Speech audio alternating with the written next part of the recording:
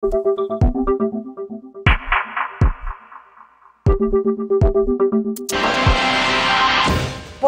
bentahe pa kay Vice President Sara Duterte ang pagtutulak ng ilan na mag-inhibit ang ilang senador.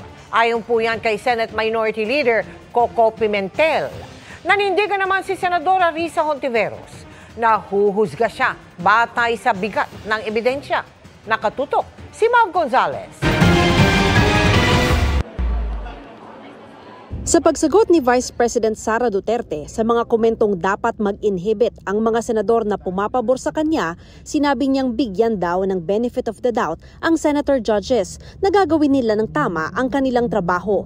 Pero special mention ang kilalang kritiko niyang si Senador Risa Hontiveros. Kung ganun ang ating basehan sa inhibition, ay dapat din natin ipa-inhibit ang mga senators na meron ding bias against Sara Duterte, no? Tulad na lang ni Senator Risa Hontiveros. Tugon dyan ni Senador Hontiveros, ebidensya ang titingnan niya bilang senator judge.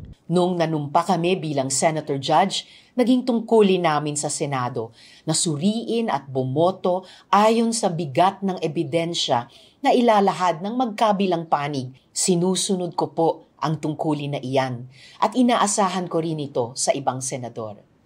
Sabi ni Senate Minority Leader Coco Pimentel, magiging paborable pa kay VP Sara kung may mag-inhibit na senator judge.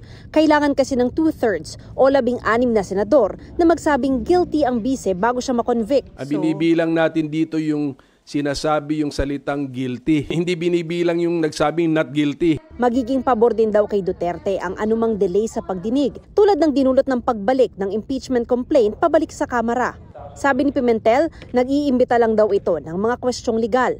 Pero kung siya raw ang tatanungin, dapat huwag na magkaso sa Korte Suprema na para ba itong consultant na hihintayin pa kung ano ang opinion nito. Ano ma-achieve nun? Ano lang? Baka bumalik pa sa step 1. Di ba? Hindi natin alam. So wag na, pabayaan na lang yan. Tapos by July 29, 30, 31, August 1, yan, may pwede nang mag-trial yan. Kasi ang incoming Senate, hindi nila pwedeng gamitin ngayon ang excuse na meron pa silang rina-rush na mga priority laws. Kasi wala pa, ano pa yan filing pa lang yan. Para sa GMA Integrated News, Mav Gonzalez, Nakatutok, 24 Oras.